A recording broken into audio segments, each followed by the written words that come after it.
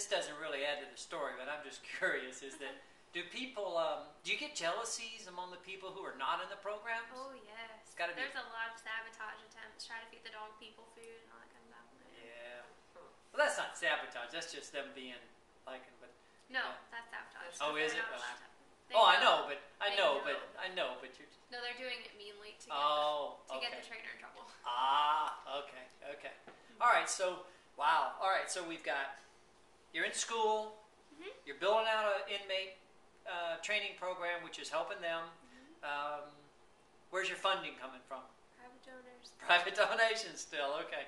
Is it meeting your needs at this point? Meeting needs. That's interesting. Yeah, because nobody's taking the salary. No. Okay, so it's not really, because you got to live somehow. Right, so. It's not meeting our ultimate, needs. Sure. Lifestyle needs. Sure, there's all kinds of things. Maintaining itself, it's allowing for growth, but. Right. Where do the dogs come from? Where do the dogs come from? There's several different venues. We have shelter rescue programs that we take dogs primarily from kill shelters. Those dogs don't usually end up being trained to the full scale of a service dog because they all come with their own life history and baggage. Right. But they're trained to somewhere on the scale. Private visitations, educational assistance dog, even a rehabilitative assistance dog, which lives with someone with a disability, but only in their home, can't go everywhere with them. We have 4 dogs that we've brought back from Afghanistan, from the war zone. Why? Because we're working with veterans now, and that connection, the dog has PTSD from the war zone, and the person has PTSD from the war zone. So you bring a dog back with a person? No. Okay, I understand. So you're putting together a dog with a background and a person with a background. Right. Okay, well, we'll get to that. Okay. Right. So those are our rescue dogs. Most of the other dogs are either purchased or donated from breeders as puppies. Very interesting, very complicated picking process of picking the right puppies. But as of this summer, our 3 dogs for breeding will be ready, and we'll start having our own litters of puppies. They'll start in your bedroom.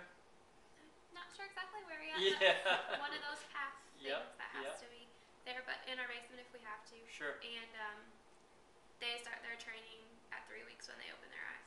So that will add a whole different dynamic. Well, that's how we train horses. Yep. As soon as they come out, you're holding them and Yep. getting them used to it. Yeah.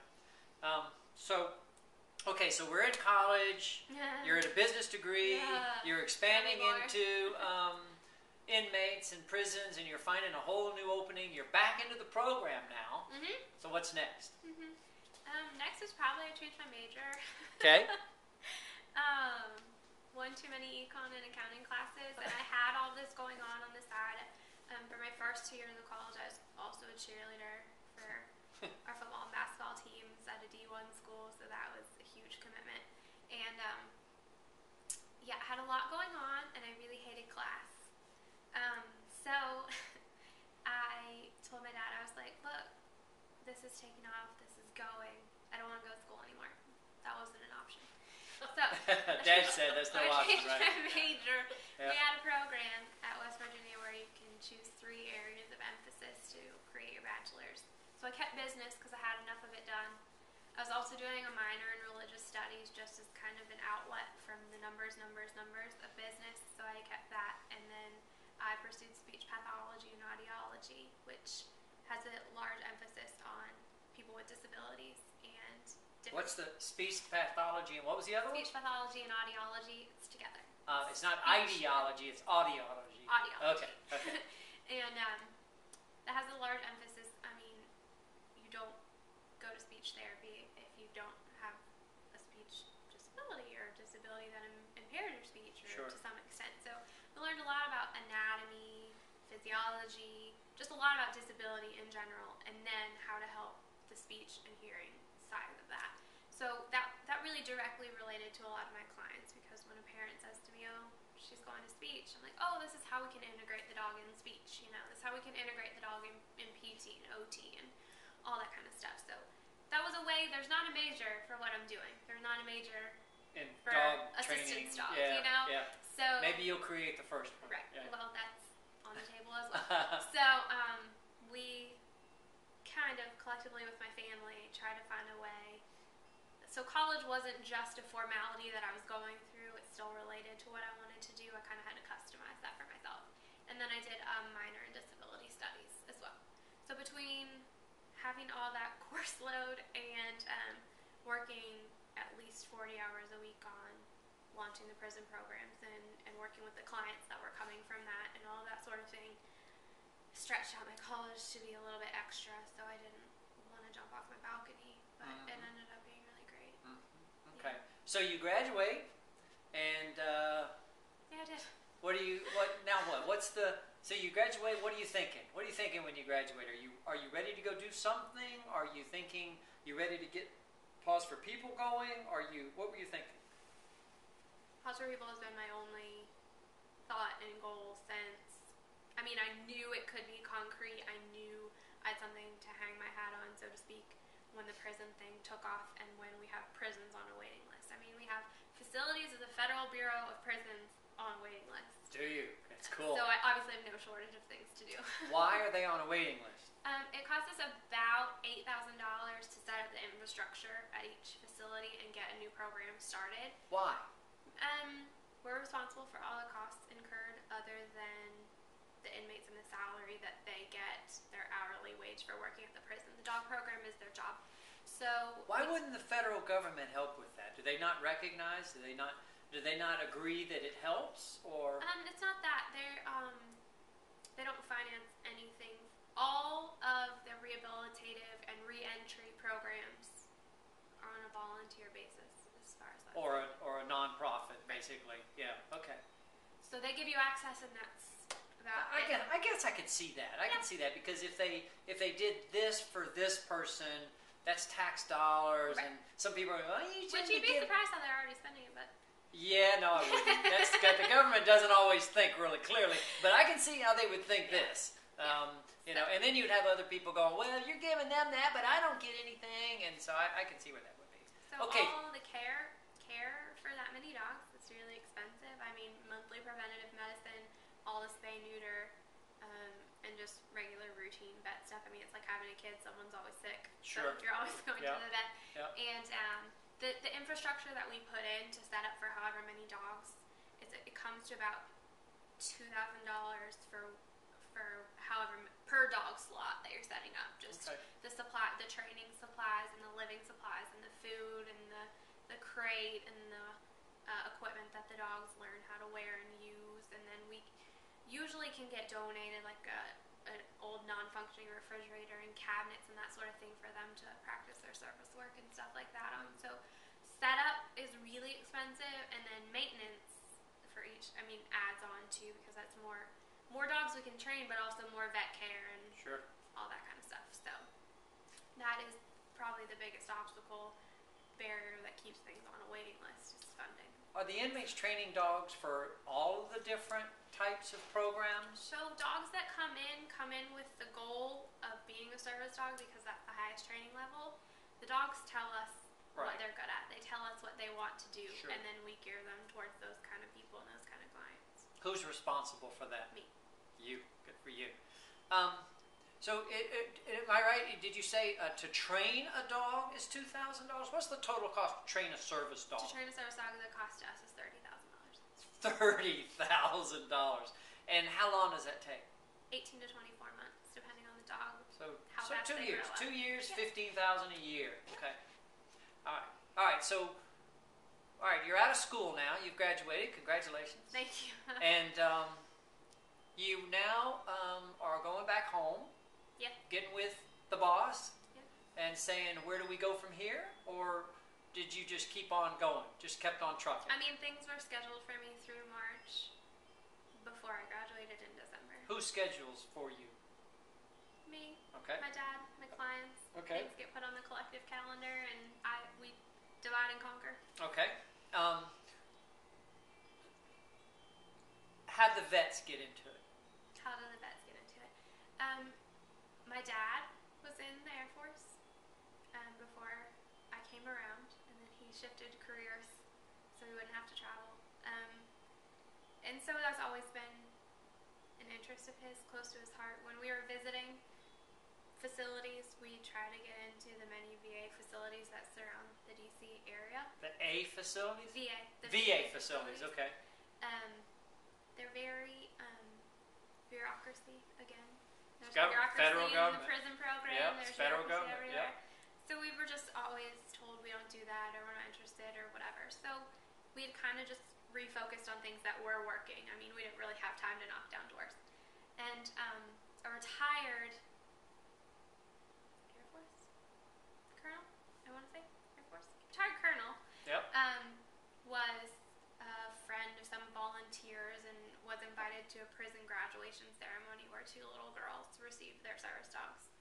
And he was so moved by the whole thing, as most people who get to witness it are. He said, "Why do you have a video of that somewhere?" We can't video inside the prison. We have pictures though. So you cannot video a graduation ceremony where you give dogs to the kids? Not inside, not the prison part. Well, that stinks. Yeah. Okay. But we have to let the inmates be part of it. Right. So. Okay. So he said, "Why aren't you doing this for the veterans? You know, how dare you?" And we said, "Help us make it work. If you know the people, we'll do it. We'll do it gladly. We know the need is there. We have the capability. Let's do it." So he got us hooked up with the Army Wounded Warrior program, AW2. And we got a contact there named Clay Rankin, who's a veterans advocate, and works with veterans or people as they go through their medical review board and get discharged and all that good kind of stuff. And he said, "I have people who need dogs. This is what they need, blah, blah," and started linking us up. And that was kind of the birth of the Paws for Vets program. And so these are service dogs. We have 2 kinds of dogs that are placed with veterans. Service dogs, who have full public access under the Americans with Disabilities Act. So they can go anywhere. Planes, trains, restaurants. And service dogs, I mean, I already said that. And rehabilitative assistance dogs who just work helping someone inside their home. They don't have public access. Okay. And then the veterans we're dealing with mostly need psychiatric service dogs, being that these people have post-traumatic stress disorder or traumatic brain injury combination. Some of them have kind of secondary physical disabilities, which would lean them more towards if you have a physical disability, you're more towards the classic type of service dog that opens doors and turns on light, those sort of things. Most of the veterans that we're working with are completely able-bodied. Their symptoms aren't obvious. They're internal. They're internal. That's who we're mostly working with right now.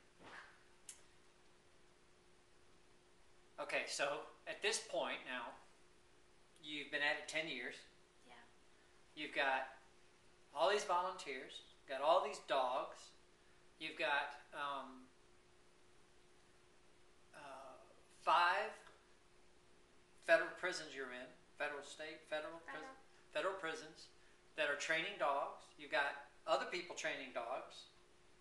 You've got, you've just got into the Wounded Warrior Battalion in Fort Stewart. Yep. That's cool. Yes. First program of its kind within the Army. That's cool. We're going to be able to follow that very closely, hopefully. And so what's your biggest need going forward? Our biggest need is money. Money.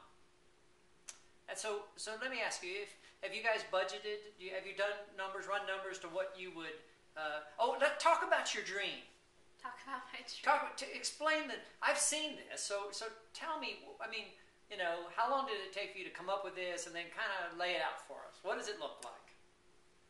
My dream is to have my career goal before retirement is to have 5 complexes, and by complex I mean all in one place, all the buildings needed to have a fully integrated system where the dogs are trained and utilized all in one place, and then can go leave to their clients. So that would include a private school with special education and regular education capabilities, a hospice facility, an independent living and assisted living facility, housing for adults with disabilities so that they can be employed on the premises, obviously veterinary care on premises, place for dogs to be born, place for dogs to be trained. I'd also like to to do equine therapy there.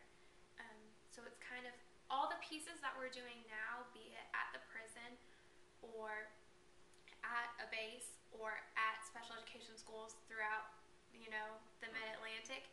It's somewhere where it all happens at once. So the puppies are born there, and they get to learn how to work in all those places. And all the people who live and work there get to benefit from having the assistance dogs on site. Mm-hmm. And then, you have your generational interaction, and you have people who are typically developing, interacting with people who have disabilities. And you have the people who love doing what I'm doing can work there, but the people who love working with senior citizens who need physical therapy work there. But everywhere benefits from assistance dogs helping with therapy or just visiting. Seniors who need to retire can bring their own pets instead of having to leave them with family or have them put down or take them to a shelter. Service dogs can come there to retire when their family needs to get a new service dog should that household not work, to be able to keep both. Just everything. The cool part is sitting back and looking at it, knowing right now we're already doing all those parts. It's all working. But it's all working from Georgia up to West Virginia to Virginia. It's all working in different places, and that's my goal, is to be able to have it all in one place one day. But then also so the dogs who are trained there can leave and go help clients in other places like they are now. What would it take to do that? $2 million. Per project or per section? Complex, yeah. So you need probably $10 million or... Yeah. Could definitely send it. You could put it somewhere, couldn't you? I could. Okay. I could. What have I missed? Have I missed anything? I mean, the immediate need is that, my family has invested everything in this to help other people, which I wouldn't have it any other way. I don't even think my mom would have it any other way. But, we've been living on one salary, putting me through out-of-state college, since 2005. Mm-hmm.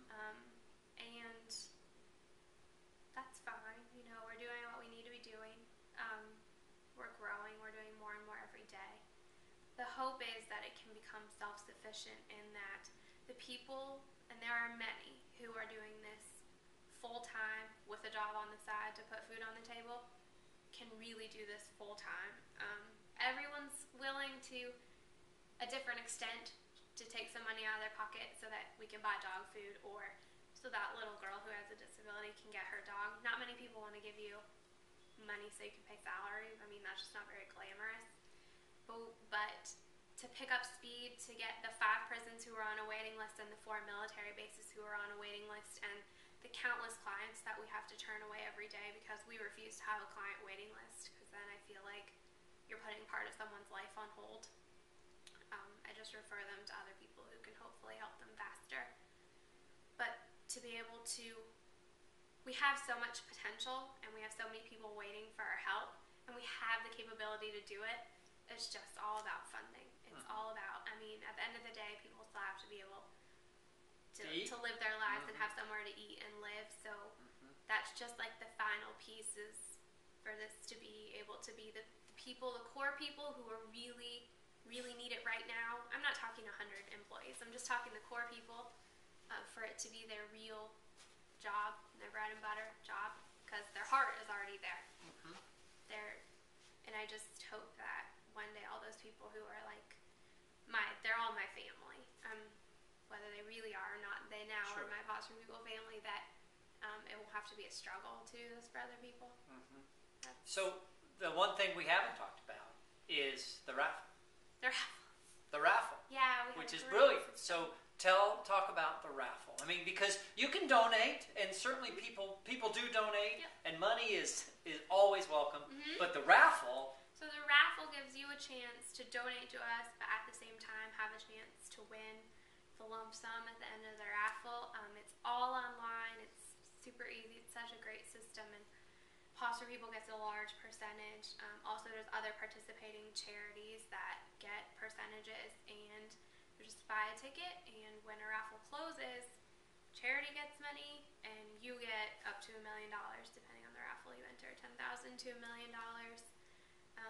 So it's kind of like the best of both worlds. I mean, you're not just going out and buying a lottery ticket, you know, you're giving it straight to us, but at the same point in time, you might get something back. Yep, and actually the chances are pretty good. Chances are compared great to going compared to into the lottery. It's amazing. It's like a tenth better at least. So like a 1 in 15,000 chance, which is nothing. I mean, there's only 3 zeros on that. Well, I would never win because I'd never win anything.